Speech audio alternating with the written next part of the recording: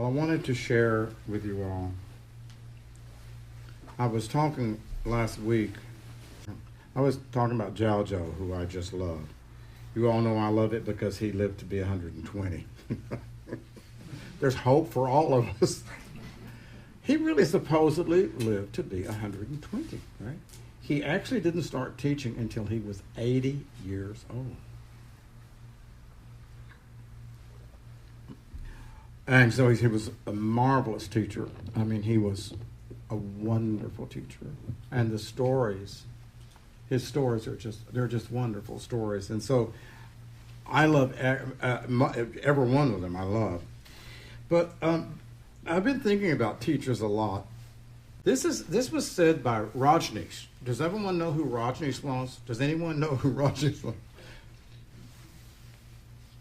I mean, this is the guy, right, who had the 100 Rolls Royces, and he got in trouble with the United States government. I mean, he was quite a mess. He was quite amazing and quite brilliant, and really, in some ways, I think there's no question that he was someone who had experienced the what I would call the condition. He's living proof, that you can be rather enlightened and screwed up at the same time. We don't get that.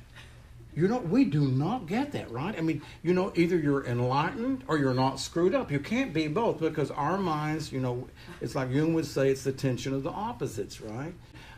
It's kind of a stretch for us as we maybe it's one of the things that we offer in the West that we have figured out, that there's something called psychology, right?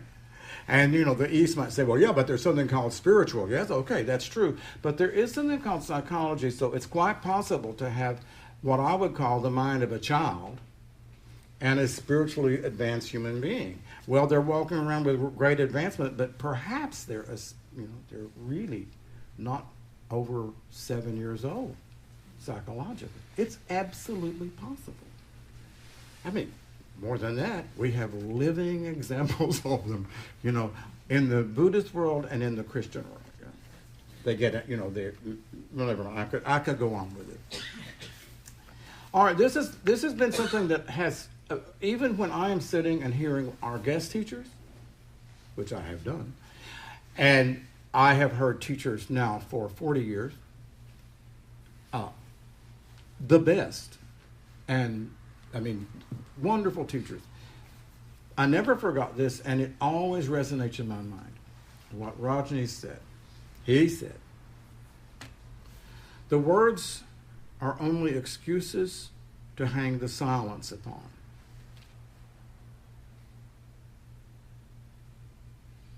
Well, nobody's going to get it. The words are only excuses to hang the silence upon. The silence is the real content. The word is only the container. Now, I don't expect you all to stand up and say, praise the Lord that has just given me everything I needed to know. But interestingly enough, I will tell you that, when I'm listening to a teacher, I'm listening to the silence. I'm listening to see if there's silence. The words are noise. All words are noise. Whether the teacher is brilliant or whether the teacher is stupid. Right? The words are just the noise that comes out of the mouth. But the silence is the essence of the teacher. Do they have silence? Inner silence. Does their mind, for instance, have a space? Right, where the mind actually really rests for a moment, or do you hear sort of this continual? So, do you get that? You don't have to understand it. At least that does. But I'm joking with you all. But I would say I just want to suggest to you that that's as profound as, in my opinion, as anything can be.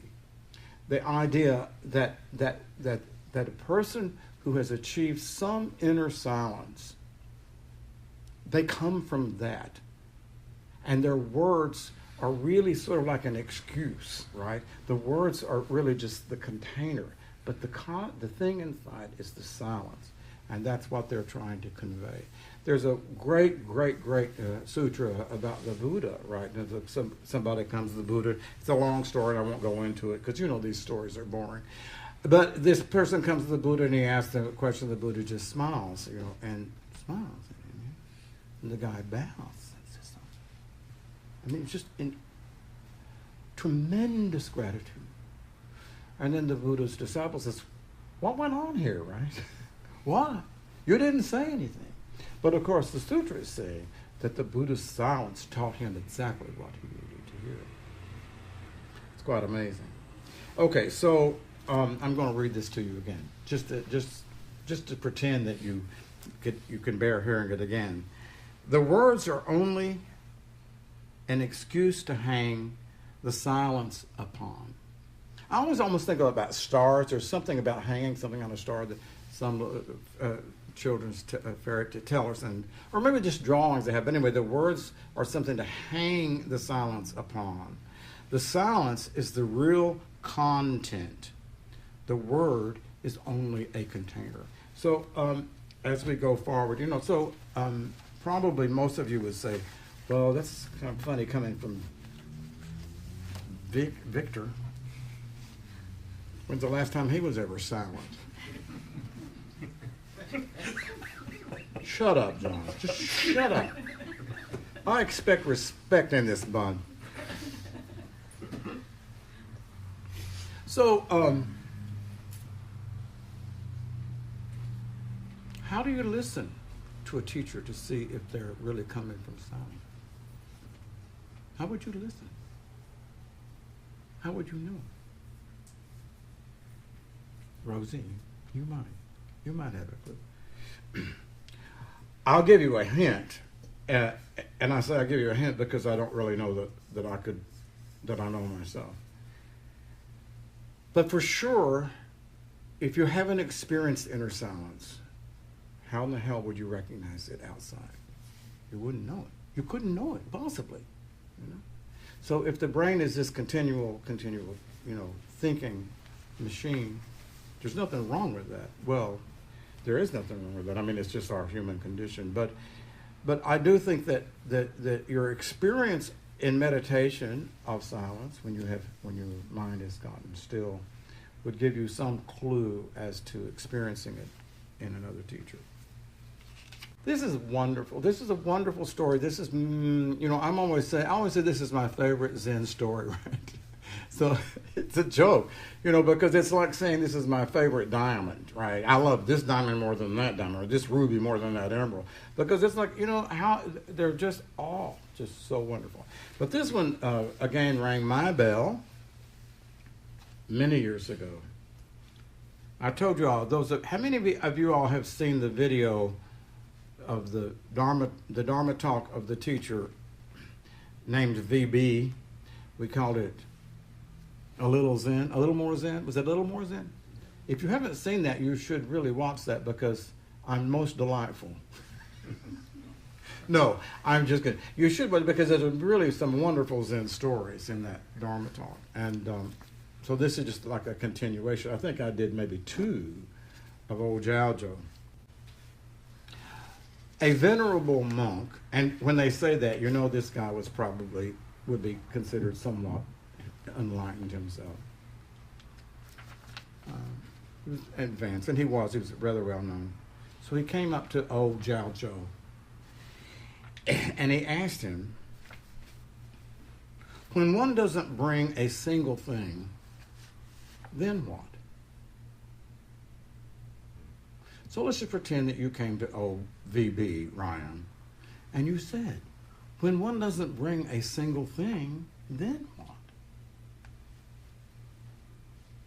So then one will say, well, what the hell does that mean? So I'm just going to suggest, let's just say, so you bring a teacher, questions, you bring a teacher, like conundrums.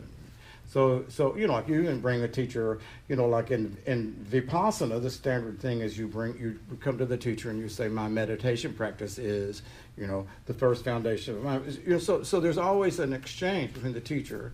There is, the student brings something to the teacher, right? And the teacher then responds. So what if the student says, well, what if there isn't anything to bring? So this is a very advanced student, right? Let's just pretend the student is saying, let's just say the student says, well, there's nothing in my mind, which would be pretty advanced, right? That would be that silence, right, that we were talking about. What if there's nothing here? What if my mind is silent? Travis, you've had that experience many times, right? So what if there's silence? And so what if there's nothing, what if one doesn't have a single thing to bring to the teacher? So, I mean, that's a very advanced, I mean, can you imagine that? Like if you came to a teacher and you said, I mean, like if you had been sitting and you were very developed and very advanced, you didn't have any problem. Just imagine that you didn't have a single problem.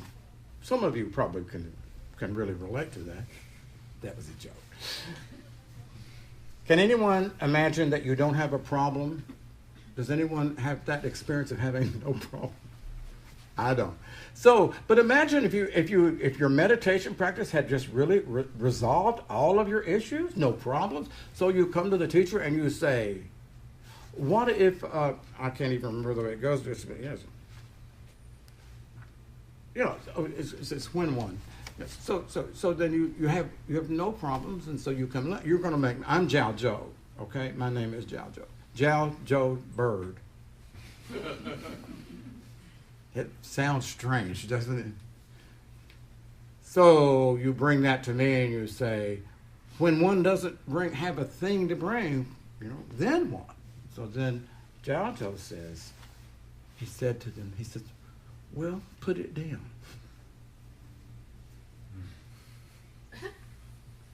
Put it down. Well, so now the student is quite advanced, quite developed. And so the student is processing that, he says, put it down. Put what down? I just said I don't have anything to bring. Now he told me to put it down. Well, what is he suggesting I put down? So that's what he says. This is a brave student, by the way. Anybody who has a second thing to say to one of these old teachers, they had to be pretty brave. So he says, if I don't bring a single thing, what should I put down? Jiao Zhou says, some of you know this, right? Jiao Zhou says, I see that you can't put it down.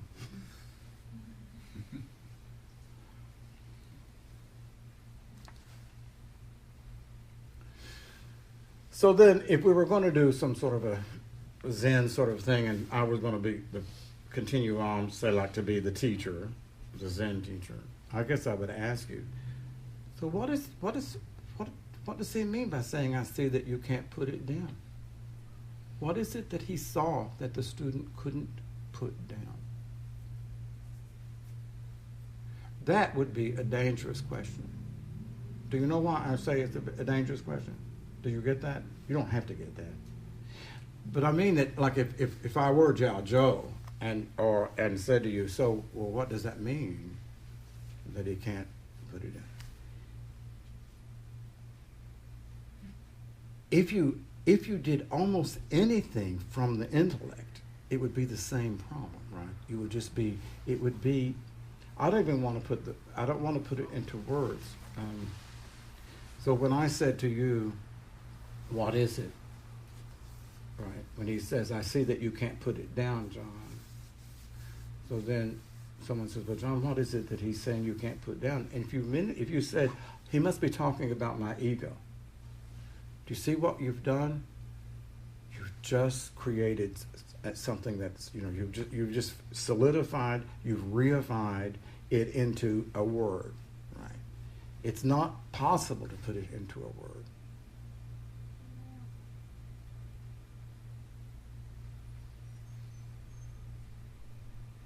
I'm just waiting for someone to say, oh, I get it. So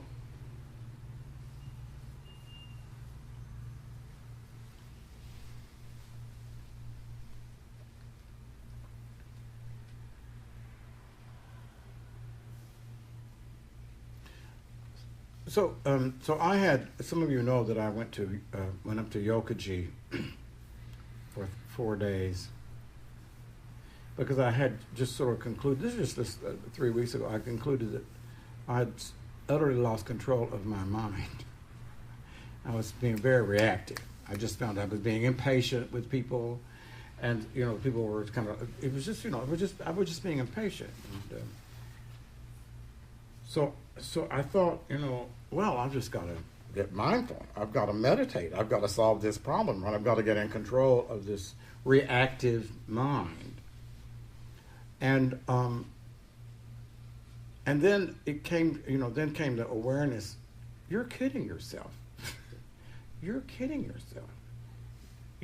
What are you going to do? Sit on your cushion for 45 minutes and get in control of this mind that has slowly, just got completely out of control. So, so there was a moment of humility, and so I thought, oh, yeah. So I just picked up the phone, I called Jokai and said, I need to come, and so they were very gracious, and so I went there. So I sat for 3 solid days, from 5:30 a.m. to 7 at night, doing the first foundation of mindfulness, as we just did, as we all did. But more than that, watching how my mind had gotten obsessive. It had gotten on and on. It just kept going, glomming back to its little peeves, what it was really, pissed off about. I would watch that. I would come back into the body, and then that would disappear, and then it would come back. So back and forth. It was like a tug of war. It was like a tug of war, trying to stay, present in the now, and then watching the mind go away. Watch it continually go away. So it took me 3 solid days. And at the end of that, there was, I would say that to some extent, I had succeeded in putting it down. It took 3 days of continual work, of continual effort. And what do you do? How do you do that? You watch the mind. You watch it rising and rising and rising and rising and rising. When the student said to Zhao Zhou, right, if I don't bring a single thing, what should I put down? What was that if not his mind? That was his mind that couldn't put it down. And this kind old teacher, right, he first said, the student says, well, what if I don't bring anything? And Zhao Zhou kindly said, put it down, right? But he couldn't even hear that because the mind was glomming onto it. What does that mean? So what is, well, if I don't bring a single thing, how can I put it down? And so then Zhao Zhou very kindly said, I see you can't put it down. There's nothing more important for each of you, including me, than to watch how our mind gets obsessed and grasps onto thinking and will not stop. It won't let it go. It won't let it go. It's got to think. It's got to think. It has to. That's the way the ego stays alive.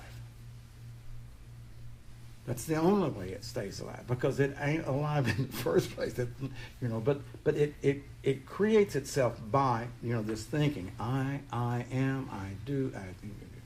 So what I have discovered is, in a certain amount of humility, maybe not enough, but a certain amount, you have to be able to watch.